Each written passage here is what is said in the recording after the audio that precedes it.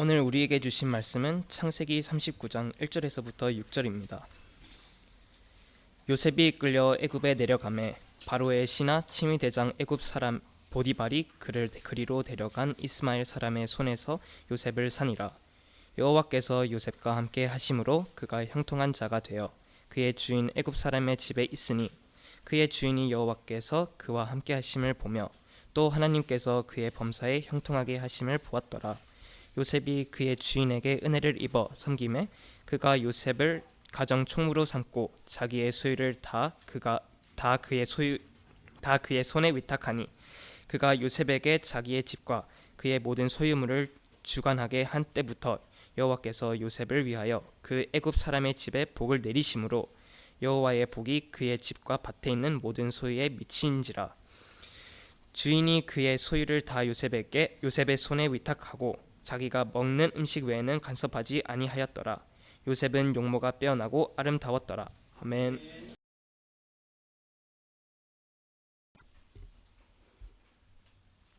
저희들은 계속 창세기 말씀을 묵상하고 있습니다. 지난 주일에는 내용이 조금 안타까운 내용들을 저희들이 살펴보았습니다. 어쩌면 성경에 기록된 내용 가운데 가장 어둡고 가장 피비린내 나며 영적으로 가장 척박한 인간의 실패와 관련된 내용들이 지난주 저희들이 살펴보았습니다. 간단하게 요약하면 야곱의 둘째 아들 셋째 아들 시몬과 레위가 자신의 여동생 디나의 어떤 복수를 한다는 의미로 할례라고 하는 거룩한 도구를 악용하여 세겜 족속을 학살했던 피비린내 나는 살인의 장면들이 있었고, 또 하나님을 만남으로 이름이 이스라엘이라고 변했던 야곱조차 그 상황을 올바로 제지하지 못하고 침묵으로 일관했던 그런 모습들을 살펴보았습니다. 그리고 저는 그 모든 원인들이 하나님을 경외하지 못한 결과였다라고 저는 그렇게 말을 했습니다. 그러면서 우리들도 우리의 마음 가운데 하나님의 경외심이 사라질 때에 그런 모습을 보일 수 있다라고 말씀을 전했습니다. 오늘 본문에는 지난주 내용과는 결은 좀 다릅니다. 조금 그렇게 어두운 내용은 아니지만 지난주 내용 본문만큼이나 강렬한 내용이 기록되어 있습니다. 뿐만 아니라 교회를 한 번, 어린 시절 유년주일 학교든 어떤 시절이든 한 번 이상 교회를 다녀본 사람이 있다면 모두 다 알 수 있는 너무나 유명한 내용이 오늘 본문에 기록되어 있습니다. 그래서 사람들은 오늘 본문이 유명하기 때문에 자신들은 그 내용을 다 알고 있다라고 생각을 합니다. 그런데 안타까운 사실은 많은 오해를 하고 있습니다. 오늘 본문 내용에 대해서 제가 이렇게 확신하며 말씀드릴 수 있는 이유는 제가 자라던 시절에 유초동부 시절에 설교를 들었을 때에 그와 같은 형태로 설교를 들었기 때문에 아마 여러분들도 그와 같은 오해를 하고 있지 않을까라는 생각을 합니다. 오늘 본문에 대한 오해는 크게 두 가지로 분류할 수 있습니다. 첫 번째 오해는 오늘 본문을 어떤 관점으로 보냐 하면 도덕주의적 환원으로 보는 것입니다. 그냥 쉽게 말해서 오늘 본문 내용을 도덕주의, 윤리적인 관점으로 설교를 하는 경우입니다. 예를 들면 그렇습니다. 제가 들었던 경우를 본다면 오늘 본문에 기록된 요셉처럼 이성적인 유혹을 잘 물리치면 그리고 순결을 지키면 복을 받는다라는 형태로 설교를 합니다. 그래서 의지적이나 도덕적인 노력을 강조하는 쪽으로 오늘 본문을 해석하는 경우가 굉장히 많았습니다. 저는 그런 설교를 많이 들었습니다. 두 번째 오해는 뭐냐면 성공주의적 왜곡입니다. 오늘 본문을 이렇게 해석을 합니다. 하나님께서 요셉에게 꿈을 주었고 그 꿈을 잃지 않고 열심히 최선을 다하면 마침내 총리의 자리까지 올라갈 수 있다. 그래서 오늘 본문을 성공 어떤 것의 교본으로 해서 이제 말씀을 전하는 경우를 저는 굉장히 많이 들었습니다. 그래서 책들 가운데도 꿈꾸는 자 요셉, 꿈을 이루는 자 요셉, 꿈을 붙잡아라 이렇게 이제 설교를 많이 하는 걸 들었습니다. 물론 그렇게 설교를 했던 이유는 오늘 본문이 그런 내용이 기록되어 있기 때문입니다. 저는 오늘 본문에 그런 내용이 없다라는 것을 말하는 것은 아닙니다. 그리고 그렇게 설교하는 것이 잘못되었다라고 말하는 것도 아닙니다. 다만 오늘 본문이 기록된 목적은 그것을 위해 기록된 게 아니라는 사실입니다. 오늘 본문은 우리가 무슨 도덕적인 인물이 되자 아니면 성공을 하기 위해서는 꿈을 가져야 된다 이렇게 알려주기 위해 기록된 책이 아니라는 것입니다. 그래서 제가 오해라고 하는 것입니다. 성경에 기록된 목적을 목적 그대로 우리가 봐야 하나님과 올바른 소통이 일어나는데, 그것을 내 마음대로 왜곡을 해버리면 하나님이 전하시고자 하는 내용이 제대로 전달이 안 된다는 사실입니다. 오늘 본문에는 정확하게 요셉이 형통을 누리는 모습이 기록되어 있습니다. 그래서 형통한 자가 되어 저 제목이 맞습니다. 따라서 오늘 본문에 기록된 이 형통한 요셉의 모습을 통해서, 그러면 하나님께서 요셉에게 주셨던 그 형통이 진짜 의미가 뭔가, 진짜 형통의 의미가 뭔지를 우리는 발견해야 합니다. 뿐만 아니라 오늘 본문에 기록된 이전, 형통한 모습을 이루기 전 이전의 요셉을 통해서, 그러면 과연 형통은 어떠한 과정을 통해서 이루어지는가라는 내용을 살펴보면서 이 땅에 하나님 나라의 백성으로 살아가는 우리는 그러면 이 형통을 우리에게 어떻게 적용을 해야 하는가, 그 세 가지를 한번 간략하게 살펴보겠습니다. 먼저 첫 번째 내용입니다. 주부에 보시면 형통한 요셉의 모습이 나와 있고 칸이 넓은 걸 보니까 두 가지로 분리됩니다. 오늘 본문에는 틀림없이 형통한 요셉의 모습이 기록되어 있습니다. 그런데 오늘 본문 내용에 들어가기 전에 우리가 한 가지 반드시 전제 조건으로 알아야 되는 내용이 있습니다. 오늘 본문의 모든 내용, 그리고 오늘 본문 이후로 나오는 모든 내용이 다 요셉이 기록되어 있습니다. 그런데 성경은 이렇게 말하고 있습니다. 이것은 이런 내용이다 라고 말합니다. 창세기 37장 2절입니다. 제가 한번 읽어보겠습니다. 창세기 37장 2절. 야곱의 족보는 이러하니라. 일단 저기까지만 읽겠습니다. 야곱의 족보는 이러하니라. 그러면서 요셉이 17세 소년으로서 그의 형들과 함께 양을 칠 때에 그의 아버지의 아들들 비라와 실바의 아들들과 더불어 함께 있었더니 그가 그들의 잘못을 아버지에게 말하더라. 일단 처음 시작이 이 37장 이후는 야곱의 족보라는 것을 먼저 선언하고 있습니다. 이것이 전제 조건입니다. 저기에 기록된 족보라는 단어가 바로 우리가 잘 알고 있는 톨레도트입니다. 창세기에는 10개의 톨레도트가 있습니다. 그리고 저기에 기록된 야곱의 톨레도트 족보가 마지막 10번째 톨레도트입니다. 따라서 37장 이후에 기록된 모든 내용이 누가 주인공으로 등장하더라도, 요셉이 거의 대부분 주인공입니다. 요셉이 주인공으로 등장하더라도 저 내용은 야곱의 족보에 해당한다라는 것을 정확하게 우리에게 말합니다. 야곱의 이름은 이스라엘로 바뀌었고요. 그 이후의 이름은 이스라엘 나라가 어떻게 형성되는지를 밝히는 내용이다. 이것을 꼭 기억해야 합니다. 오늘 본문에 아무리 요셉의 얘기가 많이 나와도 이것은 야곱의 톨레도트에 속한 한 부분이다라는 것을 반드시 기억하셔야 합니다. 오늘 본문에 기록된 요셉의 형통은 크게 두 가지로 나누어집니다. 첫 번째, 요셉의 형통은 이런 모습으로 나타납니다. 보디발 가정의 총무로서 형통한 모습이 나타납니다. 보디발 가정의 총무가 되는 과정은 오늘 우리 선우 형제가 읽었던 창세기 39장 1절과 6절에 아주 잘 나와 있습니다. 제가 오늘 이 부분 읽는 것은 생략하고 바로 본론으로 들어가겠습니다. 형님들에 의해서 은 20에 의해 이스마엘 상인들에게 종으로 팔렸던 요셉은 애굽으로 끌려갔는데 어떤 집으로 끌려갔냐 하면 바로의 신하, 그의 직업은 친위대장. 친위대장이 지금으로 말하면 경호실장입니다. 왕의 경호실장 같으면 측근 중에 최측근입니다. 그리고 그 사람은 애굽 사람이었습니다.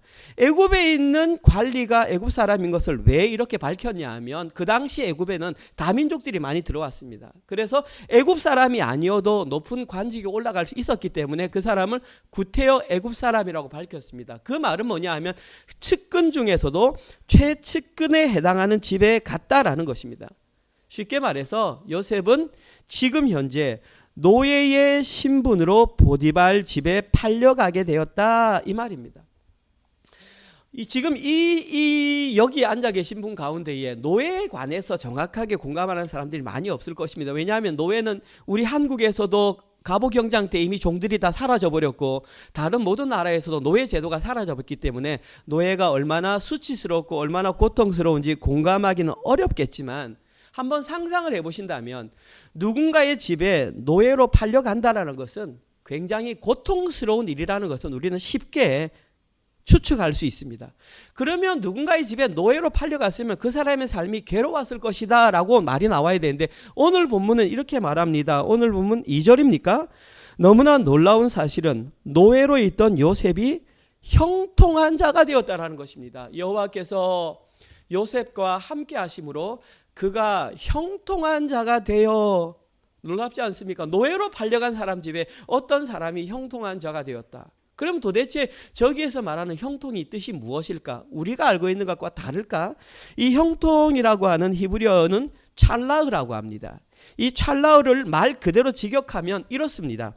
앞으로 나아가다, 발전하다, 형통하다 이런 뜻입니다. 우리가 알고 있는 뜻 맞습니다. 그냥 무엇인가 앞으로 나아가는 거, 무엇인가 잘 되는 거, 무엇인가 발전적인 거. 그래서 영어도 그렇게 말을 합니다. 프로스퍼리 이렇게 말을 합니다.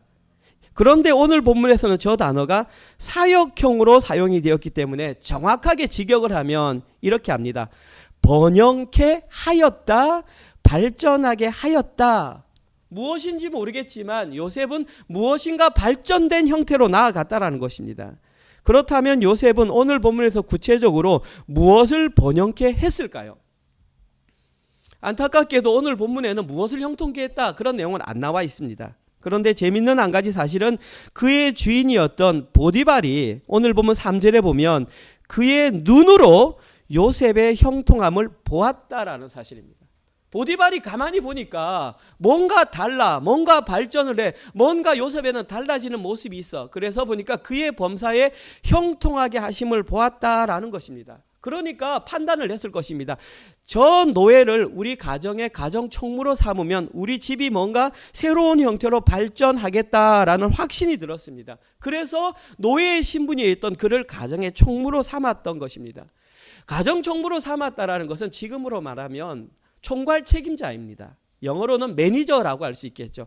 작은 식당에서도 아무나 매니저 시키지 않지 않습니까? 그런데 그 측근 중에 최측근의 집에 가정총무 총괄 매니저가 되었다는 것은 이방인 노예로서는 상상할 수 없는 파격적인 승진입니다. 여기까지만 해도 우리는 놀라운데 오늘 본문에는 더 놀라운 사실이 기록되어 있습니다.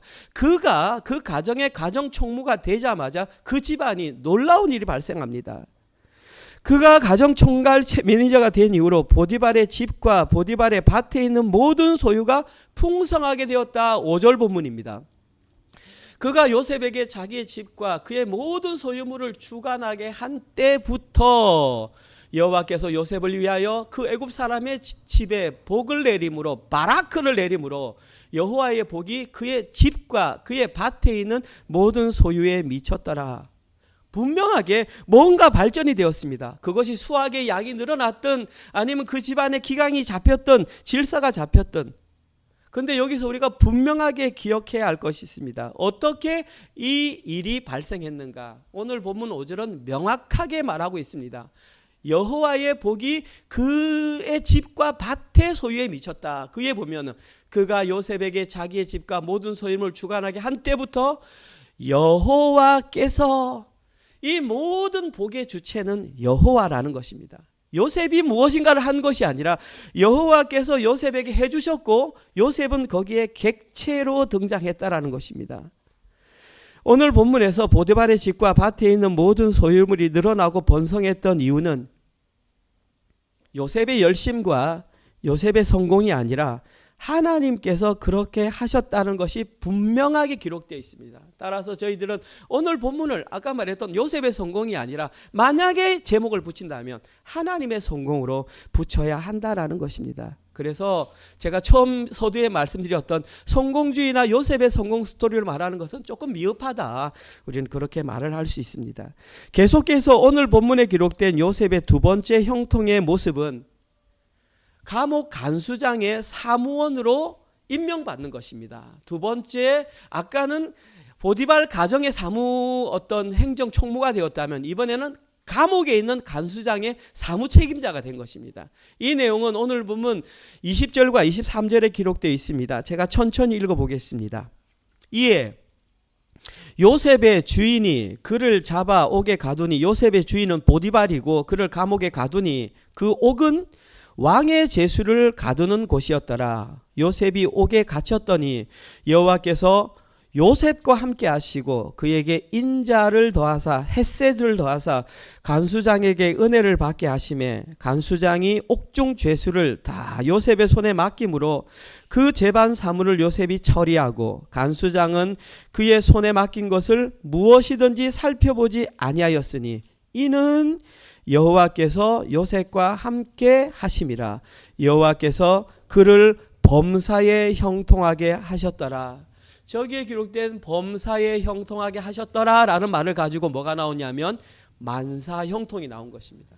그러니까 잘 살펴보셔야 합니다. 어떻게 형통을 하게 되었는지. 일단 오늘 이 본문에서 저희들이 가장 먼저 알 수 있는 것은 요셉이 감옥에 갇히게 되었다라는 사실입니다.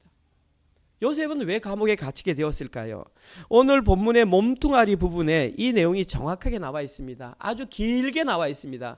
우리가 본문을 안 읽었기 때문에 조금 길지만 제가 천천히 읽어볼 테니까 여러분들이 같이 따라와 주시기 바랍니다. 오늘 본문 7절에서 오늘 본문 19절에 왜 요셉이 감옥에 갇히게 되었는지 이렇게 말하고 있습니다. 그 후에 그의 주인의 아내 보디발의 아내가 요셉에게 눈짓하다가 동침하기를 청하니 이 동침하다는 샤카브입니다. 원래 뜻은 눕다라는 뜻입니다. 눕기를 청하니 요셉이 거절하며 자기 주인의 아내에게 이르되 내 주인이 집안의 모든 소유를 간섭하지 아니하고 다 내 손에 위탁하였으니 이 집에는 나보다 큰 이가 없으며 주인이 아무것도 내게 금하지 아니하였어도 금한 것은 당신뿐이니 당신은 그의 아내임이라. 그런즉 내가 어찌 이 큰 악을 행하여 하나님께 죄를 지으리까. 보통 구약 성경에는 이스라엘 민족끼리 말할 때는 여호와가 등장합니다. 그런데 저기서는 하나님이란 단어를 일부러 썼습니다. 왜냐하면 그도 알 수 있는 그냥 내가 섬기는 그 신 엘로힘이라고 말합니다. 하나님을 언급하면 너도 알지 않느냐라고 말합니다. 그때에 여인이 날마다, 한글 성경에는 날마다 한 번 나오는데 원어는 욤욤 두 번 나옵니다. 날마다 요셉에게 청하였으나 요셉이 듣지 아니하여 동침하지 샤카브하지 아니할 뿐더러 함께 있지도 아니하더라. 그러할 때 요셉이 그의 일을 하러 그 집에 들어갔더니 그 집 사람들은 하나도 거기에 없었더라. 그 여인이 그의 옷을 잡고 이르되 나와 동침하자 샤카브임. 그러자 여인이 자기 옷을 그 여인의 손에 버려두고 밖으로 나가매 그 여인이 요셉이 그의 옷을 자기 손에 버려두고 도망하여. 여기에 기록된 도망하다라는 단어의 원어의 뜻은 전쟁에서 패배한 군사가 도망갈 때 저 단어를 루스라고 합니다. 오늘 본문에서 마치 요셉은 전쟁에 패한 군사가 도망가처럼 쏜살같이 도망갔다라는 것입니다. 나감을 보고 그 여인의 집 사람들을 불러서 그들에게 이르되 보라 주인이 히브리 사람을 우리에게 데려다가 우리를 희롱하게 하는도다. 희롱하다 짜크 이삭의 그 의미와 비슷합니다. 웃다 나아가서 비웃다라는 뜻입니다. 하는도다. 그가 나와 동침하고자 내게로 들어오므로 내가 크게 소리 질렀더니 그가 나의 소리를 질러 부름을 듣고 그의 옷을 내게 버려두고 도망하여 나갔느니라 하고 그의 옷을 곁에 두고 자기 주인이 집으로 돌아오기를 기다려 이 말로 그에게 말하 이르되 당신이 우리에게 데려온 히브리 종이 나를 희롱하려고 내게로 들어왔으므로 내가 소리질러 불렀더니 그가 그의 옷을 내게 버려두고 밖으로 도망하여 나갔나이다. 이것이 오늘 본문에 기록된 내용입니다. 제가 따로 설명을 드리지 않아도 어떤 상황인지 우리는 쉽게 이해할 수 있습니다. 아, 이렇게 해서 감옥에 갇히게 되었구나. 그래서 많은 사람들이 이 장면을 그림으로 표현을 했습니다. 그 중에 가장 대표적으로 렘브란트라는 화가가 이 장면을 이렇게 표현했습니다. 보이십니까? 세 사람의 인물이 등장합니다. 제가 보기에 가장 왼쪽에 있는 서 있는 사람이 요셉입니다. 그리고 가운데 앉아있는 여인이 보디발의 아내이고 오른쪽에 이 복장을 갖추고 있는 사람이 보디발입니다. 이 내용을 보면 지금 우리가 상상해 볼 수 있으면 이 보디발의 아내가 남편에게 막 지금 뭐라고 고자질하는 내용이 있고 그 여인의 옆에 보면 붉은색 옷이 보이는데 그 옷이 바로 요셉이 입었던 옷이라는 것입니다. 도망갈 때 저 옷을 버려두고 가서 지금 저 옷을 가지고 있다. 이렇게 한눈에 다 알 수 있습니다. 그런데 이 그림 가운데에 우리가 특별히 주목해 보아야 할 것이 뭐냐 하면 제가 보기에 왼쪽에 있는 요셉의 얼굴입니다. 한번 요셉의 얼굴을 한번 우리 확대해서 한번 이렇게 보여주시겠습니까? 안 나오죠? 예. 예. 자, 보십시오. 얼굴을 이렇게 가만히 보면 두려운 빛이 전혀 없습니다. 그냥 평온합니다.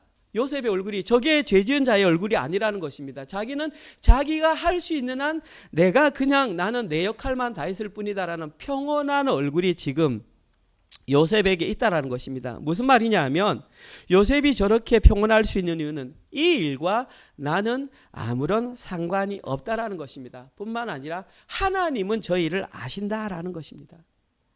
여기서 우리가 한 가지 의문을 가질 수 있는 것, 그러면 도대체 오늘 본문에 왜 이렇게 성적인 것과 관련된 내용이 나와 있을까? 과연 우리가 지금까지 들어왔던 요셉과 같이 성적인 유혹이 있을 때에 우리는 저것을 잘 극복하면 복을 받을 수 있다, 그런 내용으로 기록되어 있을까? 물론 그렇게 해석할 수도 있습니다. 저는 그렇게 받았기 때문에 제 청년 시절을 솔직히 말씀드려서 이 내용을 통해서 많은 유혹들을, 감사합니다, 많은 유혹들을 제가 이겨낼 수 있었습니다. 그러나 오늘 본문은 사실은 그런 목적으로 기록된 게 아닙니다. 한번 기억해 보십시오. 창세기 34장에 무슨 일이 있었습니까? 디나가 세겜에게 강간을 당했습니다. 요셉 집안에 성적인 폭력이 일어났습니다. 35장에 무슨 일이 있었습니까? 큰아들 루벤과 야곱의 아내였던 비라가 동침을 하였습니다. 근친상간이 일어났습니다. 어저께 본문에 무슨 일이 있었습니까? 야곱의 넷째 아들 유다와 그의 며느리가 동침을 했습니다. 이런 일들이 사실 있으면 안 되잖아요. 그런데 그 일이 믿음의 계보인 이스라엘 야곱의 집안에 그런 일이 일어났다라는 사실입니다. 그러면 오늘 본문에 요셉이 이것을 이긴 것은 요셉이 어떤 순결을 지키자가 아니라 요셉의 이 행동을 통해서 무엇이 끊어졌냐 하면 요셉 집안에 흐르던 잘못된 성관계에 대한 흐름들이 쇠사슬이 끊겼다는 것입니다. 그것을 명확하게 우리에게 보여주는 것입니다. 왜 이렇게 했을까요? 요셉은 야곱이 임명한 그의 장자였기 때문입니다.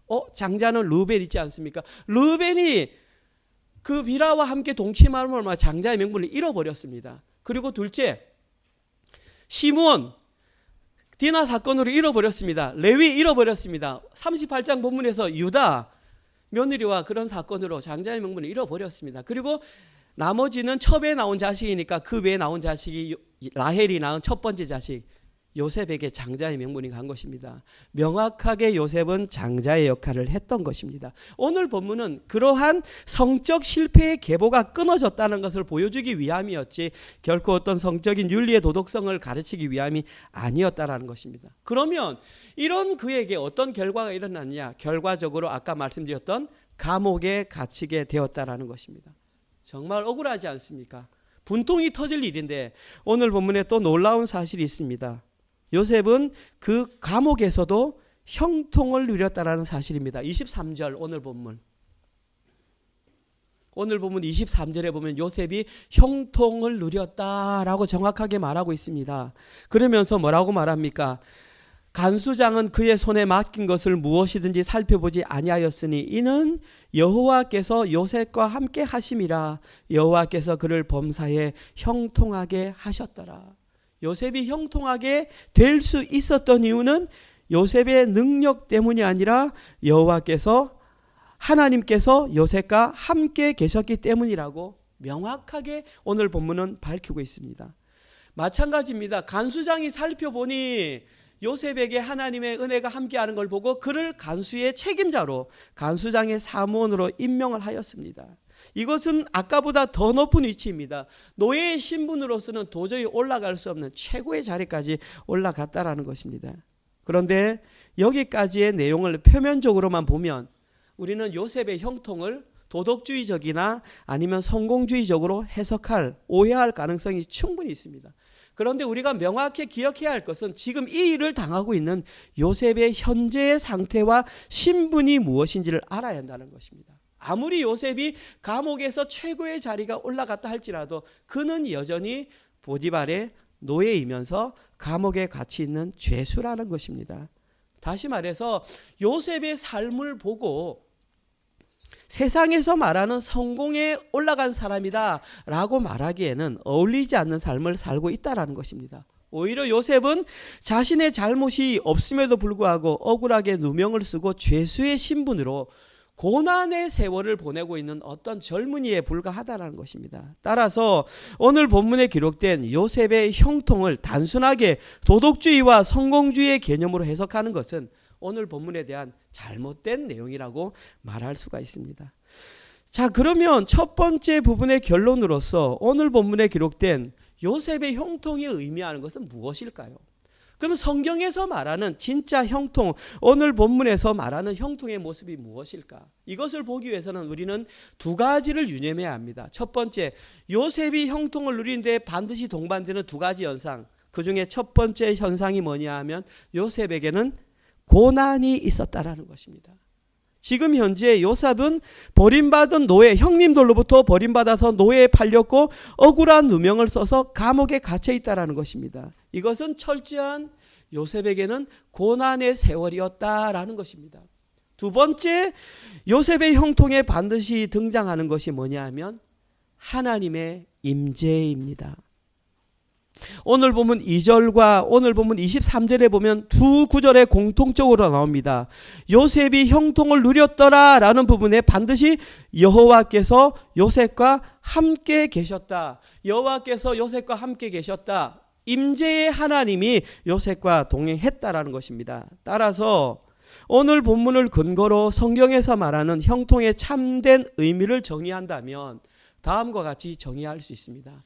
성경에서 말하는 참된 형통은 고난 중에도 하나님의 임재 안에서 하나님과 동행하며 사는 삶, 그것이 형통이라는 것입니다. 다시 한번 말씀드립니다. 성경적인 의미의 오늘 본문이 기록된 이유는 고난 중에도 하나님의 임재 안에서 하나님과 동행하며 사는 그 삶이 형통이라는 것입니다. 형통에 대해서 오해하지 말라는 것입니다. 겉으로 드러난 것이 높이 올라가고 겉으로 드러난 것이 성적으로 이겼다고 해서 그것이 형통이 아니라 형통은 고난 중에도 하나님의 임재 안에서 하나님과 동행함을 사는 그 삶이 성경에서 말하는 형통의 올바른 의미라는 것입니다.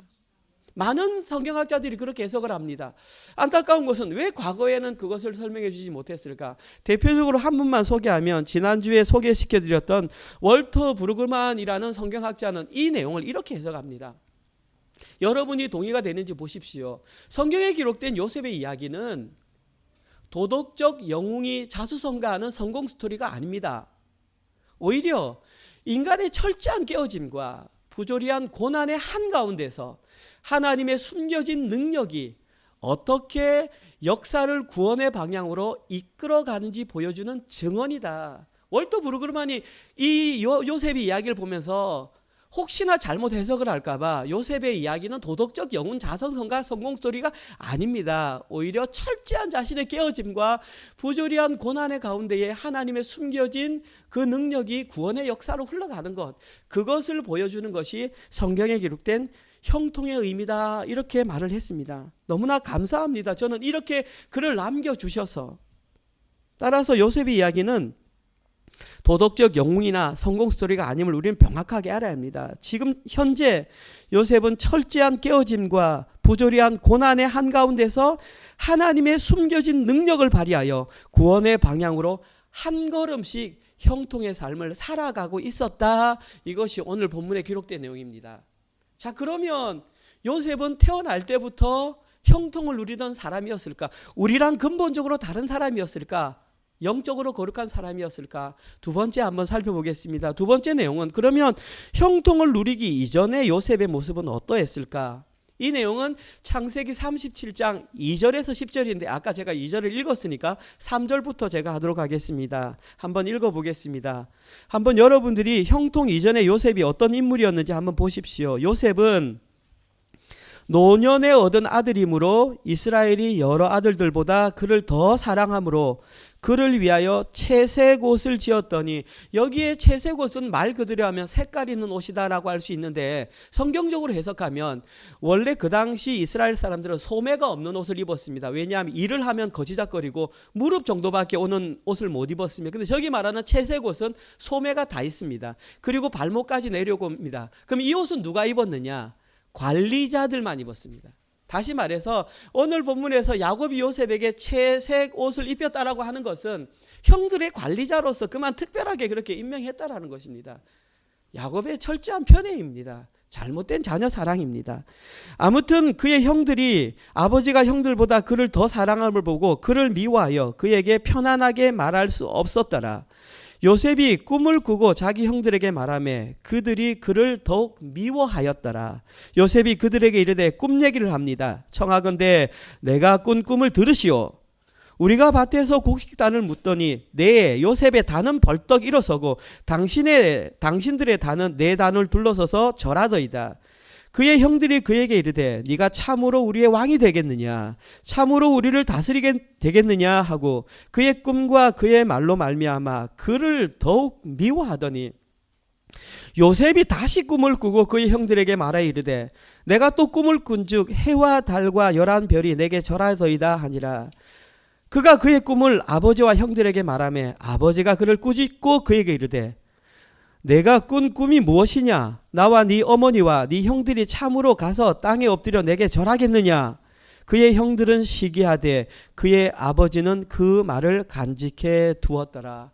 여기에 요셉이 살았던 형통 이전의 삶을 여러 가지로 표현할 수 있겠지만 저는 두 가지로 표현하고 싶습니다. 첫 번째, 형통 이전의 요셉의 삶은 철저한 자기중심적 인물이었습니다. 요셉은 철저하게 자기중심적 인물이었습니다. 요셉은 아버지 야곱이 노년에 얻은 일이라고 그에게 특별히 채색 옷을 주고 관리할 수 있는 이렇게 옷이나 입혔으면 막내 중에 최고 막내 같으면 미안해서라도 좀 형님들을 피해 다니면서 좀 조용히 있어야 되는데 요셉은 성격상 그러지 못했나 봅니다. 그것을 특권으로 여기고 오히려 형들에게 자랑을 하고 잘못한 일이 있으면 아버지에게 다 일러 바쳤습니다. 한마디로 말해서 요셉은 고자질쟁이였습니다. 일러뱅이였습니다. 자기중심적으로 자기에게만 유익이 되면 하는 그런 사람이 요셉이었다. 첫 번째 내용입니다. 저는 두 번째 요셉의 모습을 눈치 없는 인물이었다라고 말하고 싶습니다. 그 당시에 하나님께서 꿈을 주셨던 것은 지금처럼 성경이 없기 때문에 어떤 미래의 일들을 주시는 게 맞습니다. 지금은 그것이 아니라 성경이 있지만 그 당시에는 꿈으로 주셨습니다. 그럼 하나님께서 요셉을 특별하게 사랑하셔서 꿈을 주셨으면 겸손하게 마음속에 간직하고 말을 하게 될 때 말해야 되는데 마치 그것이 특권인 양 떠벌리고 다녔다라는 것입니다. 그러니까 형들의 눈에 보기에 얼마나 그가 미웠겠습니까? 그것도 특별히 절을 하는 내용이니까 내가 왕이 될 것이다. 자기를 자랑하는 그런 눈치 없는 인물이었습니다. 저는 그래서 한마디로 말해서 참으로 재수 없는 인간이었다. 그가 저는 요셉이라고 생각을 합니다. 당연히 안 그렇겠습니까? 그 나이가 10몇 살, 20살이나 더 많은 형들이 그 어린 아이에게 그렇게 한다. 누가 그것을 곱게 보겠습니까? 당연히 미움을 받죠. 그러니까 결과적으로 형을 보러 갔을 때에 도단에서 요셉이 오는 걸 보고 형들이 팔아보지 않습니까? 애굽에 팔려서 보디발의 집에 노예로 팔려가는 운명. 물론 이 역할 가운데는 르벤과 유다의 역할이 있긴 했지만 어쨌거나 그는 그렇게 미움을 받았습니다. 그러면 이렇게 자기중심적이고 눈치가 없던 인물이 어떻게 오늘 본문에서는 고난 가운데서 하나님의 임재를 누리는 형통의 사람으로 변할 수 있었을까요? 한번 궁금증이 안 생깁니까? 저는 설교를 준비하면서 궁금증이 들었습니다. 원래부터 그런 사람이 아니었는데 왜 갑자기 그런 사람으로 변했을까? 성경을 아무리 찾아봐도 답이 없었습니다. 그런데 성경 창세기 37장 오늘 본문을 읽고 오늘 우리가 함께 나누었던 39장을 보면서 그 사이에 잠깐 동안 아주 잠깐이지만 요셉이 머물렀던 곳이 있었습니다. 그곳이 어디였을까요? 그것은 바로 형들이 요셉을 애굽에 팔기 전에 물이 없는 웅덩이에 그를 넣었다라는 것입니다. 물이 없는 웅덩이라고 하는 것은 살 소망이 사라진 상태를 의미합니다. 거기서 아마 요셉은 죽음을 경험했을 것입니다. 그러면서 거기서 하나님을 아마 새롭게 만나지 않았을까. 마치 시편 40편 2절에서 4절에 기록된 내용과 같지 않을까 생각을 합니다. 시편 40편 2절입니다. 나를 기가 막힐 웅덩이와 수렁에서 끌어올리시고 내 발을 반석 위에 두사 내 걸음을 견고하게 하셨도다. 새 노래 곧 우리 하나님께 올릴 찬송을 내 입에 두셨으니 많은 사람이 보고 두려워하여 여호와를 의지하리로다. 여호와를 의지하고 교만한 자와 거짓에 치우치는 자를 돌아보지 아니하는 자는 복이 있도다. 시편 40편 말씀은 다윗이 기록한 시입니다. 다윗은 자기 인생을 돌아보면서 자기 인생이 사울에게 쫓겨가는 자기 인생을 2절에서 뭐라고 표현했냐 하면 기가 막힐 웅덩이와 수렁에 빠진 상태라고 말을 했습니다. 저기에 기록된 기가 막힐 웅덩이라는 것은 엄청나게 요란한 자기 스스로 해결할 수 없는 웅덩이와 수렁은 진흙이 가득한 진창을 말합니다. 스스로의 힘으로는 나올 수 없는 그 상태, 극심한 고난의 상태에서 그는 다윗이 하나님을 만나서 내가 여호와를 의지하리로다 라고 고백했던 것처럼 아마도 요셉은 그 기가 막힐 구덩이와 진창에 갇혀 있는 동안 자신의 주인이신 여호와 하나님을 만났던 것입니다. 그리고 이 땅 가운데에 여호와 하나님을 만난 사람에게 나타나는 가장 중요한 현상이 뭐냐 하면 하나님을 만났을 때에 공통적으로 나타나는 현상이 그 속에 자기 속에 있는 자기 죄를 발견하게 된다는 것입니다. 이것은 제 말이 아니라 지금까지 유사 이래로 부흥이 일어났던 모든 순간에 나타났던 현상이 그것입니다. 가장 최근에 근자에 우리 조선 땅에서 일어났던 평양 대부 운동 1907년 그때 일어났던 시발점이 그 길선주 장로, 길선주 목자가 처음으로 자기의 죄를 고백함으로 말미암아 모든 사람이 자신의 죄를 토설했듯이 오늘 본문에서 구덩이 속에서 요셉은 자기 하나님을 만나면서 자기 속에 있는 그 죄가 토설되었던 것입니다. 시편 말씀에 의하면 그 죄가 아마도 교만이었을 것이고 거짓이 4절입니다. 40편 4절 여호와께서 여호와를 의지하고 교만한 자와 거짓에 치우쳐는 돌아보지 아니하는 자는 아마도 요셉도 자기 스스로가 얼마나 밥맛인지 교만한 자였는지 얼마나 거짓에 치우친 자였는지를 분명하게 깨닫게 되었을 것입니다. 그러면서 하나님을 자기 개인의 구주로 만나면서 인생이 삶이 새로운 방향으로 달라졌던 것입니다. 그리고 구덩이에서 팔려갔을 때에 애굽에서 팔려가도 그의 믿음은 변하지 않았다. 이제부터 요셉에게는 눈에 보이는 환경이 더 이상 중요한 작용을 하지 않게 되었다는 것입니다. 이것이 엄청난 변화입니다. 하나님을 만나는 순간, 하나님의 임재를 경험하는 순간 눈에 보이는 환경이 나를 어떻게 하지 못하겠구나라는 것을 확실하게 깨닫게 되었다는 것입니다. 그것이 노예로 팔려가는 길이라 할지라도 그것이 감옥에 갇히는 길이라 할지라도 여호와 하나님께서 나와 함께 계신다면 그 무엇도 들어가지 않을 수 있는 형통의 사람이 되었다. 요셉이 형통의 사람이 되는 길에는 구덩이가 있었다라는 사실입니다. 이때에 비로소 요셉은 환경의 영향을 받지 않는 평안해진 나, 자유해진 나, 하나님을 닮은 나를 발견하게 되었던 것입니다. 이것이 바로 이 땅에 사는 하나님 나라의 백성의 모습입니다. 요셉은 이렇게 기가 막힐 웅덩이에 빠진 자신의 한계를 경험하고 난 후에야 비로소 형통의 사람이 될 수 있었던 것입니다. 지금 우리 사랑하는 성도님들 어떤 어려운 환경에 계십니까? 기가 막힐 웅덩이와 진창에 빠져 계십니까? 그 과정이 바로 하나님을 만나는 과정임을 우리가 기억해야 합니다. 가장 먼저 죄를 발견하고 회개하고 그 과정을 잘 견디시기 바랍니다. 그것이 바로 부흥이고 그것이 성령 충만이며 그것이 하나님 나라를 살아가는 성도의 온전한 삶이다. 이것이 오늘 본문에서 우리에게 알려주는 중요한 메시지인 것입니다. 오늘 설교를 마무리하겠습니다. 오늘 설교 본문은 창세기 39장이었지만 저는 창세기 37장의 내용을 가지고 와서 모두 요셉의 내용을 중심으로 설명을 했습니다. 그러면 창세기 38장에는 어떤 내용이 기록되어 있는지 다 아실 것입니다. 창세기 38장에는 뜬금없이 유다의 얘기가 등장합니다. 창세기 37장에서 야곱의 족보는 이러하니라 요셉 이야기가 나오다가 갑자기 38장에 유다가 나오다가 다시 39장부터 요셉 이야기가 나옵니다. 왜 갑자기 중간에 38장에 유다의 이야기가 등장했을까요? 그 이유는 당연합니다. 제가 처음에 말씀드렸지만 37장 이후의 얘기는 야곱의 톨레도트이기 때문입니다. 야곱의 톨레도트는 야곱의 12아들이 다 등장하게 되어 있습니다.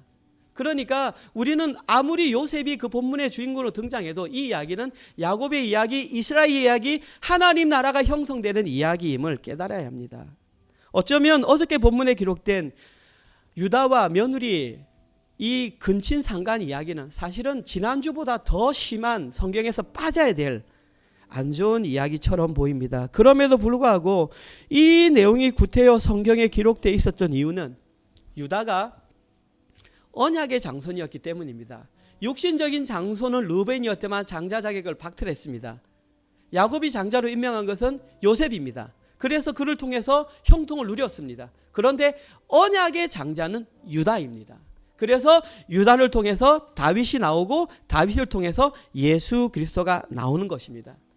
그래서 창세기 38장에는 유다의 이야기가 등장할 수밖에 없었던 것입니다. 재미있는 사실이 뭐냐 하면 어저께 본문에서 유다는 자기의 며느리와 그런 불순한 짓을 하는 악한 사람이었지만 성경이 흘러가면서 창세기 44장 이후에는 자기 민족을 살리기 위해서 베냐민을 위해서 자신의 몸을 내놓을 수 있는 희생하는 사람으로 완전히 다른 사람으로 변했습니다. 무슨 말이냐 하면 유다 역시 형통을 경험하게 되었다라는 것입니다. 우리는 여기에서 한 가지 중요한 공통점을 발견할 수 있습니다. 형통한 사람 요셉, 형통한 사람 유다. 그 두 사람에게 일어나는 한 가지 분명한 공통점은 하나님을 만난 이후에는 반드시 그 사람의 삶이 변한다라는 것입니다. 이것이 형통의 증거입니다. 내가 형통한 삶을 살고 있느냐, 내 삶이 변했느냐라는 것입니다. 한 사람은 밥맛 없는 인간에서 용서하는 사람으로 바뀌었습니다. 밥맛 없는 인간에서 그쪽으로 변했고 자기밖에 모르던 사람에서 용서하는 사람으로 변했습니다. 왜곡된 자녀 사랑에서 희생하는 사람으로 바뀌는 그러한 삶의 변화가 일어났다는 것입니다. 그러면 우리의 삶은 어떨까요? 우리는 과연 형통을 누리고 있다고 말할 수 있을까요? 만약에 우리가 형통을 누리고 있다고 말한다면 우리의 삶에서도 요셉과 유다와 같은 삶의 변화가 반드시 있어야 합니다. 이전에는 자기 중심적이었던 사람, 자기만 생각했던 사람이었다라면 이제는 고난을 감수할 수 있는 성숙한 사람, 용서하고 희생하는 사람으로 변해야 하는 것입니다. 그리고 이제는 고난의 상황을 맞이하더라도 이전보다는 잘 견디고 이해하기 어려운 난해한 상황 속에서도 이해할 수 있는, 심지어 눈에 보이는 것이 없어도 그것이 있는 것으로 믿을 수 있는 그러한 형통한 성도로 변해야 한다는 것입니다. 그리고 이렇게 현실을 살아가는 그 사람이 바로 하나님의 진정한 자녀, 우리는 그 사람을 교회라고 부르는 것입니다. 그때야 비로소 우리가 서 있는 이곳이 하나님 나라가 되는 것입니다. 형통한 성도에게 진짜 중요한 것은 장소나 환경이 아니라 하나님의 임재입니다. 이번 한 주간 동안도 하나님의 임재로 말미암아 자기 중심적이고 왜곡된 사랑을 하던 삶의 모습에서 벗어나 고난을 감수할 수 있는 사람, 믿음의 눈으로 볼 수 있는 사람이 되셔서 이 땅에 임한 하나님 나라를 기쁨으로 살아내시는 모든 분들 되시기를 주님의 이름으로 축원드립니다. 아멘. 주님, 그렇습니다. 주 예수님을 모신 그 어디나 하나님 나라라고 고백했습니다. 이 땅을 살아가는 하나님의 교회에게 중요한 것은 상황과 환경이 아니라 하나님의 임재임을 알게 되었습니다. 또한 그것이 형통임을 알았습니다. 그러나 그 가운데에 우리가 반드시 지나가야 할 기가 막힐 웅덩이와 수렁이 있다고 말씀하셨습니다. 하나님, 그 과정을 잘 견디게 하여 주시옵소서. 온전한 금이 되기 위해서는 재련과 연단의 과정을 거쳐야 합니다. 하나님, 온전한 성도가 되기 위해서 그 과정을 잘 견디게 하여 주시옵소서. 그리하여서 순전한 은과 순전한 금과 같이 나와서 하나님 나라를 복되게 하는 귀한 성도 될 수 있도록 인도하여 주시옵소서. 주님, 현실을 살아가다가 힘들고 어려운 상황을 만날 때마다 형통한 삶이 무엇인지 분명하게 기억하고 우리가 느꼈던 그 형통을 아직 형통을 누리지 못하는 자들에게 잘 전해줄 수 있는 형통한 사람들이 되게 하여 주시옵소서. 그러한 마음으로 우리에게 허락하신 직장과 사업체를 통해 벌어들인 수입을 하나님께 10의 1조와 주정헌금과 감사헌금으로 하나님께 올려드렸습니다. 하나님, 이 헌금이 사용되는 곳곳마다 하나님의 나라가 확장되게 하시고 형통한 사람들이 늘어나는 것을 경험케 하여 주시옵소서. 이제는 우리 주 예수 그리스도의 은혜와 하나님의 사랑하심과 성령님의 위로 교통 감화 깨닫게 하심이, 이전에는 형통의 의미를 잘 알지 못하고 자기 중심으로 살았던 저희들이 형통의 의미를 깨달아 주님께서 원하시는 형통의 삶을 살아내기로 결단하는 사랑하는 우리 모든 은혜로 가족들 성도 머리 위에와 사랑하는 우리의 자녀들 머리 위에, 그리고 지금 이 시간에도 세계 곳곳에 흩어져서 주의 복음을 증거하시는 사랑하는 선교사님들과 그들의 사역과 그들의 자녀들 머리 위에 지금부터 영원토록 함께 있을지어다. 아멘.